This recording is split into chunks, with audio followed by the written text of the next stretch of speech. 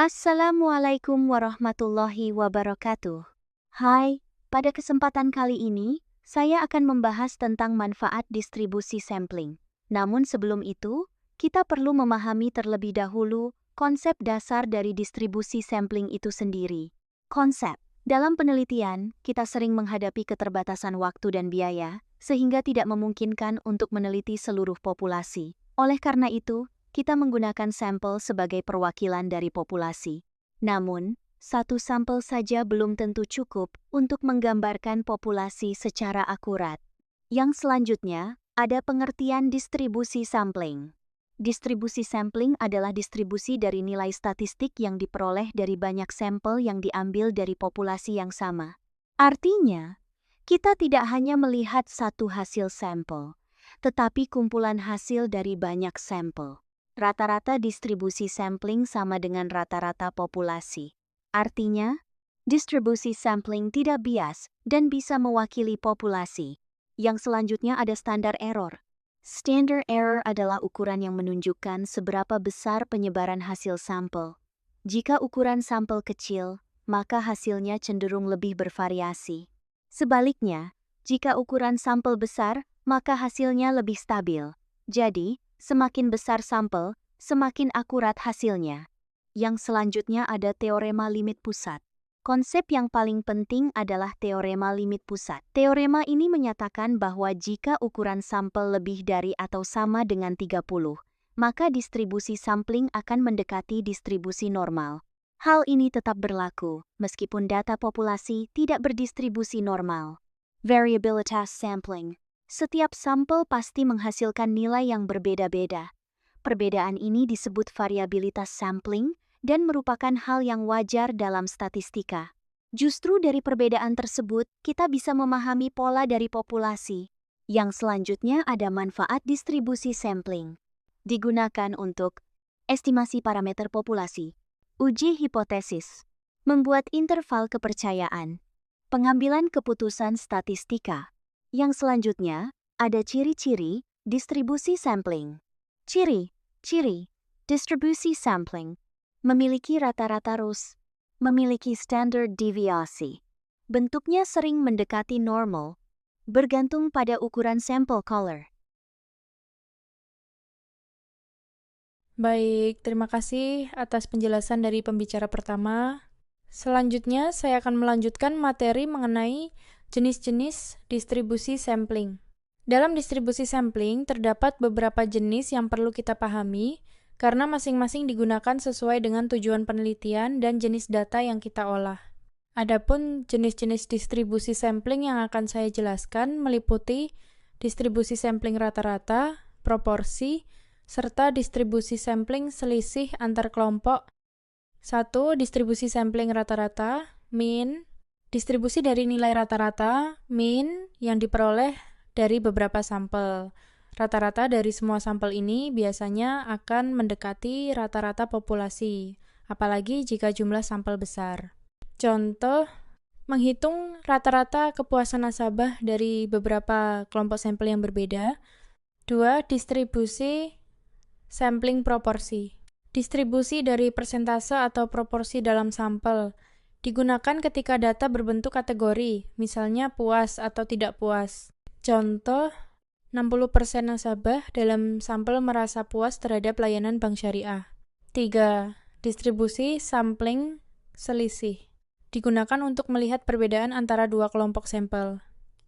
Biasanya dipakai dalam penelitian komparatif, membandingkan. Contoh, perbandingan tingkat kepuasan antara nasabah bank syariah dan bank konvensional. 4. Karakteristik distribusi sampling. Distribusi sampling memiliki beberapa ciri penting, memiliki mean rata-rata, memiliki standar deviasi.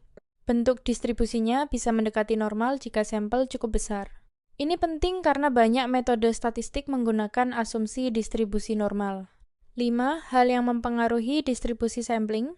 Ukuran sampel semakin besar lebih stabil. Variasi data dalam populasi. Teknik pengambilan sampel. Semakin baik sampel, semakin baik juga distribusinya. Konsep penting CLT dan standar error. Apa itu Central Limit Theorem atau CTL? Central Limit Theorem atau CL menyatakan bahwa jika ukuran sampel cukup besar, maka distribusi rata-rata sampel akan mendekati distribusi normal. Meskipun populasi awal tidak normal, walaupun data awal tidak beraturan, hasil rata-rata dari banyak sampel akan cenderung berbentuk lonjeng atau normal. Inti dari CLT berlaku untuk sampel besar. Distribusi sampel mendekati normal, rata-rata sampel, rata-rata populasi. Penjelasannya, CTL ini penting karena membantu kita menggunakan metode statistik normal meskipun data awalnya tidak normal. Rumus CTL rata-rata sampel ada di bawah. Nah, apa itu standar error atau SE? Standar error adalah ukuran yang menunjukkan seberapa jauh rata-rata sampel menyebar dari rata-rata populasi. Kalau standar deviasi itu untuk data individu, maka standar error itu untuk rata-rata sampel. Rumus standar error.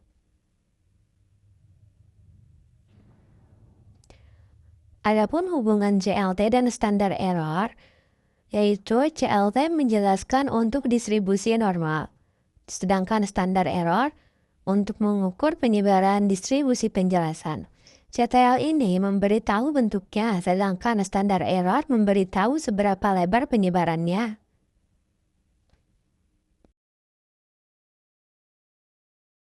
Penerapan distribusi sampling. Distribusi sampling digunakan dalam berbagai kegiatan penelitian dan analisis data, seperti mengestimasi parameter populasi, misalnya rata-rata atau proporsi, menguji hipotesis untuk mengetahui apakah hasil penelitian signifikan, menentukan interval kepercayaan agar dapat memperkirakan nilai populasi. Digunakan dalam survei dan penelitian di bidang ekonomi, pendidikan, bisnis, kesehatan, dan akuntansi. Kelebihan distribusi. Sampling. Distribusi sampling memiliki beberapa kelebihan yang sangat membantu dalam penelitian dan analisis data. Salah satu kelebihannya adalah dapat menghemat waktu dan biaya, karena peneliti tidak perlu meneliti seluruh populasi, melainkan cukup menggunakan sampel yang mewakili. Selain itu, distribusi sampling juga mempermudah pengambilan keputusan karena hasil analisis dapat digunakan untuk menarik kesimpulan secara lebih objektif dan terukur. Kelebihan lainnya adalah distribusi sampling mampu mewakili kondisi populasi apabila sampel diambil dengan teknik yang tepat. Tidak hanya itu, distribusi sampling juga menjadi dasar penting dalam statistika inferensial, seperti uji hipotesis dan interval kepercayaan. Dengan demikian, distribusi sampling sangat bermanfaat karena membuat penelitian menjadi lebih efisien, praktis, dan ilmiah. Manfaat dalam penelitian. Distribusi sampling memiliki manfaat yang sangat penting dalam penelitian karena membantu peneliti dalam menarik kesimpulan tentang populasi berdasarkan data sampel. Dengan menggunakan distribusi sampling, peneliti dapat memperkirakan nilai populasi secara lebih mudah tanpa harus meneliti seluruh anggota populasi. Selain itu, distribusi sampling juga bermanfaat untuk mengetahui tingkat ketelitian hasil penelitian, serta membantu dalam proses pengujian hipotesis dalam berbagai bidang seperti pendidikan, ekonomi, bisnis, kesehatan, dan akuntansi. Distribusi sampling digunakan untuk mendukung analisis data agar hasil penelitian menjadi lebih objektif, efisien, dan dapat dipercaya. Oleh karena itu, distribusi sampling sangat berperan dalam menghasilkan penelitian yang lebih sistematis dan ilmiah. Kesimpulan. Distribusi sampling merupakan konsep penting dalam statistika yang digunakan untuk menarik kesimpulan tentang populasi berdasarkan sampel. Distribusi sampling membantu penelitian menjadi lebih efisien, objektif, dan mudah dalam analisis data.